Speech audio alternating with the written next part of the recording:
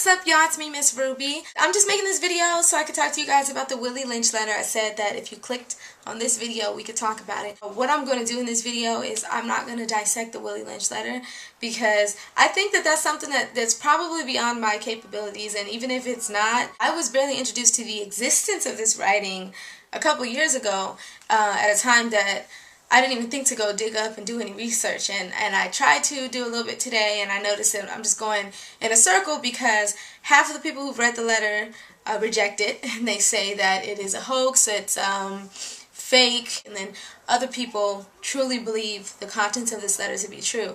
And I have my opinions. However, one of the strongest opinions that I hold when it comes to anything that I was not there to actually witness is you've gotta just do your research and decide whether or not you believe it. So far, when it comes to this letter, I haven't done much research, so I'm going to read it to you.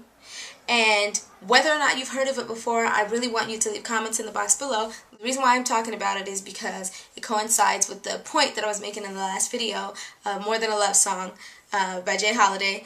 And he just talked about niggas in the ghetto. And I know that the Willie Lynch letter could possibly have a lot to do with why black people are still the way that they are today. So it reads, "Gentlemen, I greet you here on the bank of James River in the year of our Lord 1712.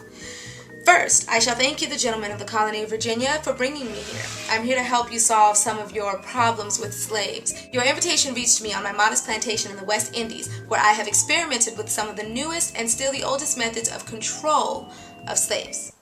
Ancient Rome would envy us if my program is implemented.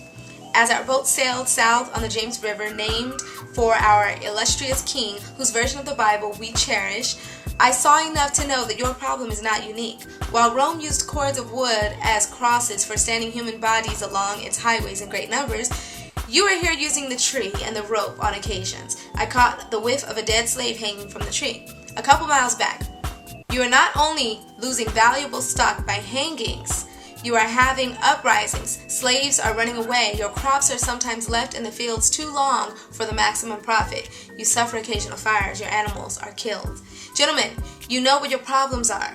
I do not need to elaborate. I am not here to enumerate your problems. I am here to introduce you to a method of solving them. In my bag here, I have a foolproof method for controlling your black slaves. I guarantee every one of you that if installed correctly, it will control the slaves for at least 300 years.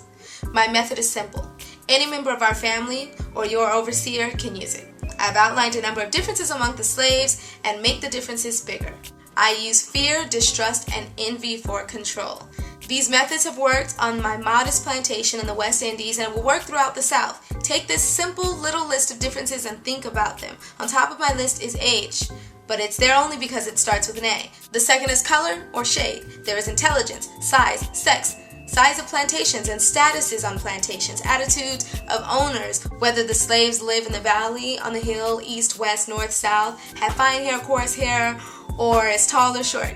Now that you have a list of differences, I shall give you an outline of action. But before that, I shall assure you that distrust is stronger than trust, and envy is stronger than adulation, respect, and admiration.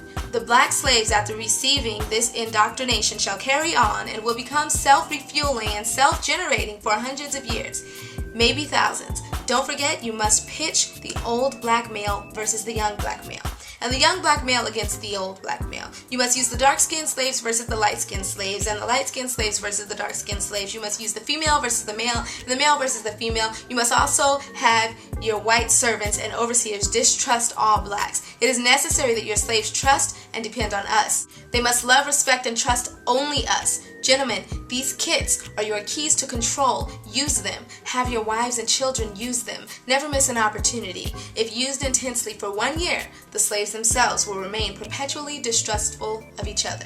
Thank you, gentlemen. I'm not even going to get into the differences that are very relevant today that could very well have stemmed from the writings in this letter, but I do want to ask you to.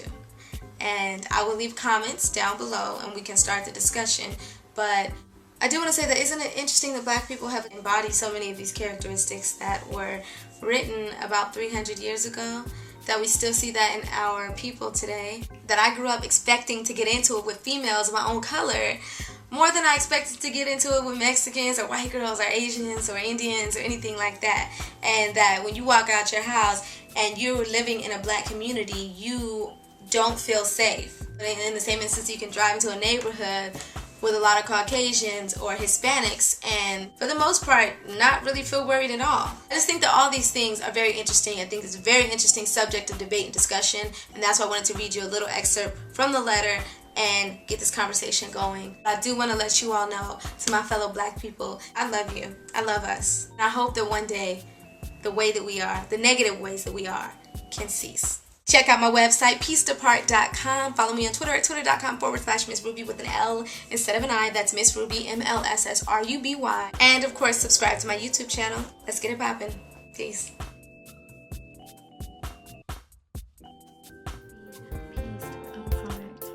Did you hear it?